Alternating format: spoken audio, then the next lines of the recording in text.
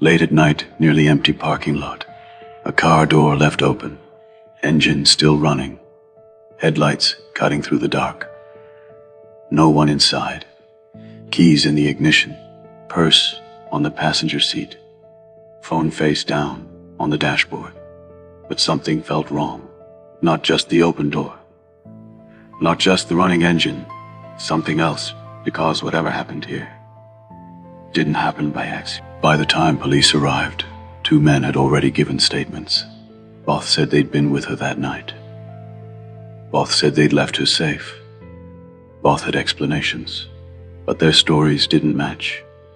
Not completely, and by morning, she was gone.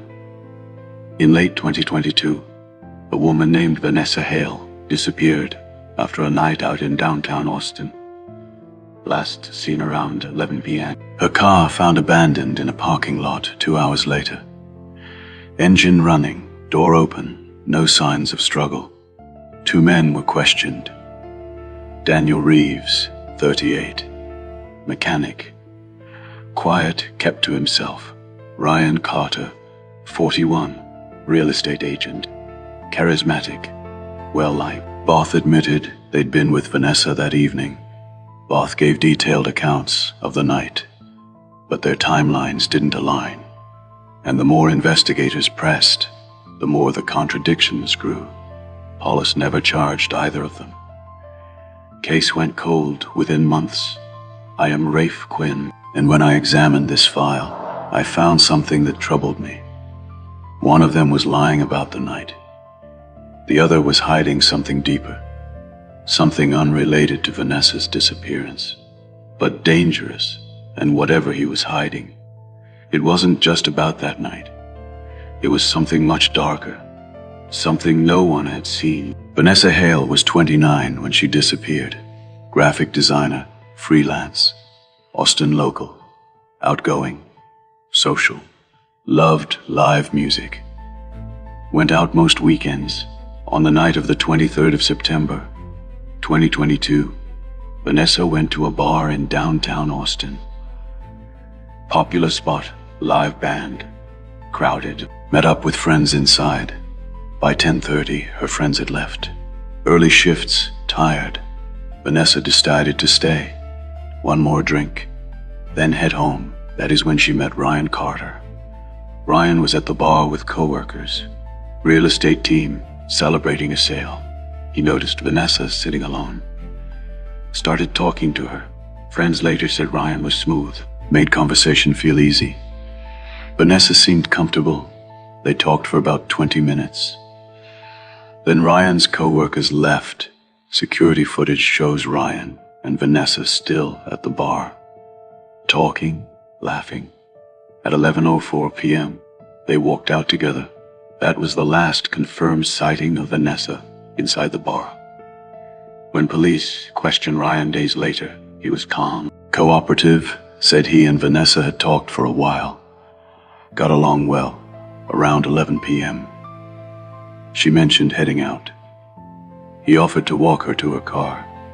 Said it was late. Parking lot wasn't well lit. Just being polite. They walked to the lot together. She thanked him. Got in her car. He waved, walked back to his own vehicle. That was him. He never saw her again. Police asked what time he left the parking lot. Ryan said around 11:15 p.m., maybe 11:20.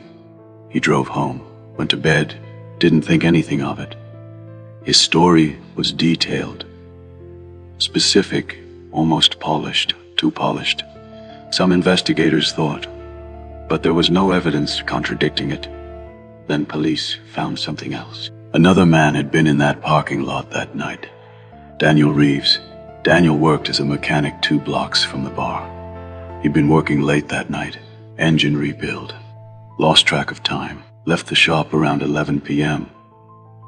Walked to his truck parked in the same lot where Vanessa's car was found. When police questioned him, Daniel was nervous. Avoided eye contact. Struggled to explain details clearly. He said he'd seen a woman in the parking lot that night. Didn't know who she was, didn't approach her. Just saw her near her car, talking to someone, Paulus asked who she was talking to. Daniel said he didn't know. A man, couldn't see clearly, too far away. He got in his truck, left, went home. Paulus asked what time he left. Daniel said around 11:10, maybe 11:15. He wasn't sure exactly. His timeline overlapped with Ryan's.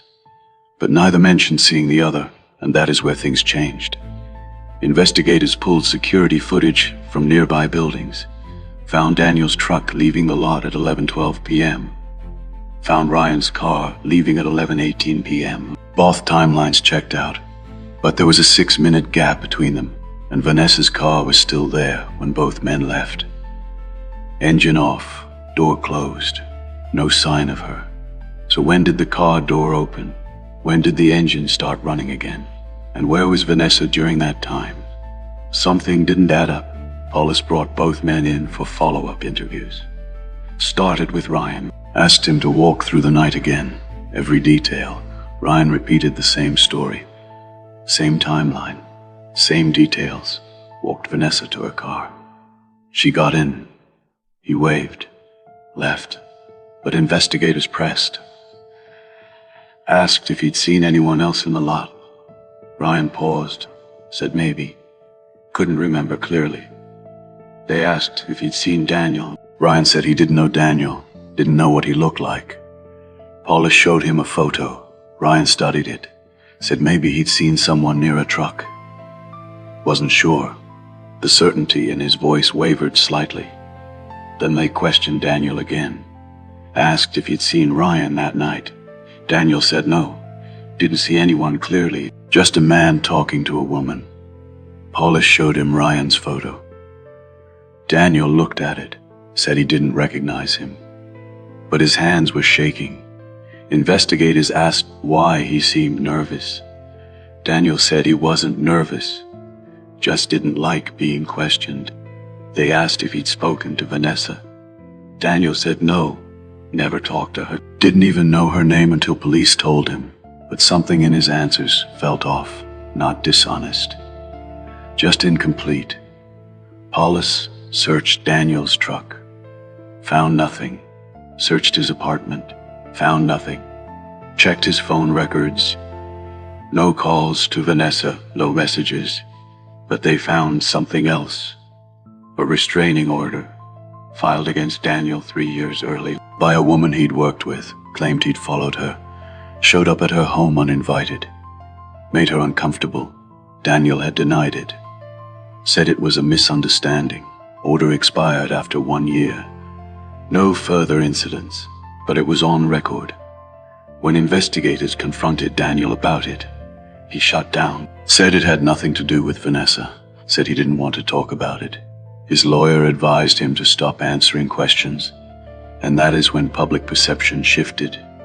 Daniel looked guilty, even if the restraining order was unrelated, even if there was no evidence tying him to Vanessa's disappearance. The optics were bad, and Ryan, by contrast, looked clean. But that wasn't the problem. A witness came forward, a woman who'd been in the parking lot that night. She said she'd seen a man leaning into a car, talking to someone inside. She couldn't see faces clearly, too dark. But she remembered the car. Silver sedan. Matched Vanessa's. Paulus asked what time. She said around 11:20 p.m., after both Ryan and Daniel claimed they'd left. This changed the timeline. Because if someone was talking to Vanessa at 11:20, and both men had left by 11:18, then who was it? Was the witness mistaken about the time, or had one of them come back? Paulus re-interviewed Ryan, asked if he'd returned to the parking lot after leaving. Ryan said no, absolutely not. Went straight home. They asked if he could prove it. Ryan said he lived alone. No one to confirm, but his phone location data showed he'd driven toward his apartment. Stayed there the rest of the night. Seemed consistent for a moment. It felt like Ryan was cleared, until something else surfaced. Security footage showed Ryan's car leaving the lot at 11:18 p.m., but the same footage showed his car re-entering a different lot, 2 blocks away. At 11:22 p.m., he'd circled back. When police asked him about it, Ryan said he'd forgotten something at the bar. Went back. Checked. Didn't find it. Left again, said it wasn't important. That is why he didn't mention it. But it placed him near the area at 11:22 p.m., 4 minutes after the witness saw someone at Vanessa's car. They re-interviewed Daniel. Asked the same question. Did you come back? Daniel said no. Went home. Stayed there. But Daniel's phone had been off between 11:15 p.m. and midnight. He said the battery died. He'd plugged it in when he got home. Investigators asked why his phone was off during that exact window. Daniel said it was coincidence. Bad battery, old phone. But the timing felt wrong. Then police found Vanessa's phone records. Last activity was 11:07 p.m.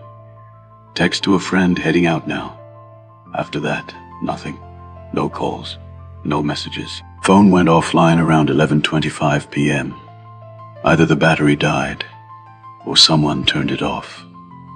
2 weeks after Vanessa disappeared, a jogger found her purse, dumped in a creek bed, about 5 miles from the parking lot. Inside were her wallet, Idaho, credit cards. Nothing missing, but her phone wasn't there. Police searched the area. No belongings, no sign of Vanessa. Investigators brought Ryan in again, asked if he knew the area where the purse was found.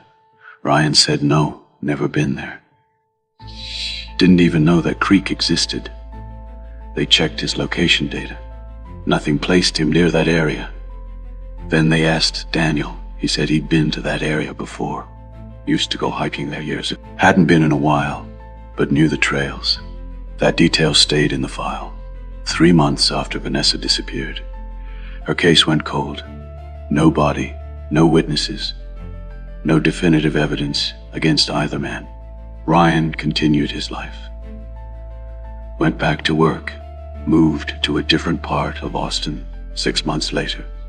Daniel quit his job, moved out of state, stopped responding to investigators. Both men became ghosts in their own ways. I spoke to one of the lead detectives years later. He said the case still bothered him. Said he believed one of them knew more than they admitted. But he couldn't prove which one.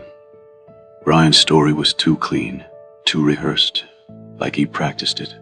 But Daniel's behavior was too evasive, too nervous. The detective said the truth was probably somewhere between their two versions, but he'd never been able to find it. I reviewed both timelines extensively. Ryan's account walked Vanessa to her car. She got in, he left, never saw her again. Daniel's account saw a woman in the lot, didn't approach, got in his truck. Both men left before 11:20, but the witness saw someone at Vanessa's car at 11:20.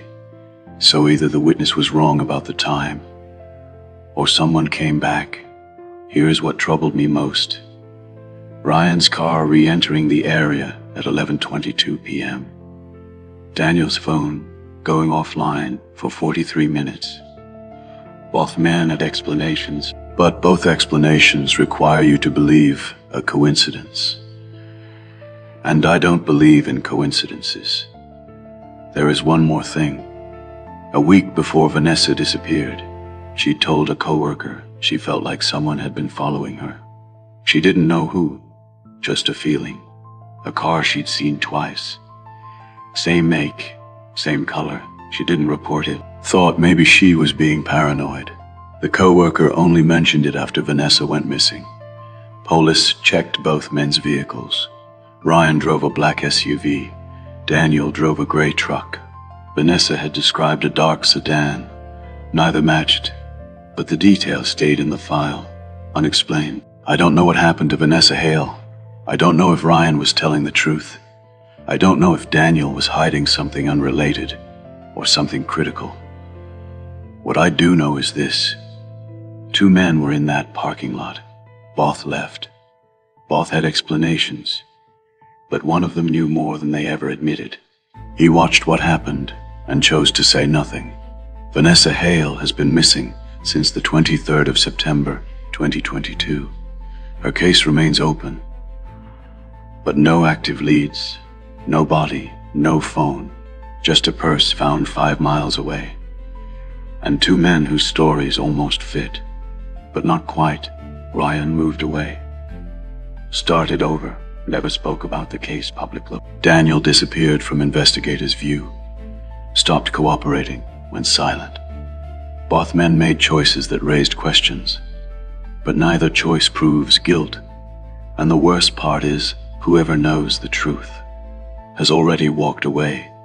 This is Midnight Ledger, where the truth isn't always about what happened. Sometimes it is about what 2 people refuse to say, and the space between their silence is where someone disappeared.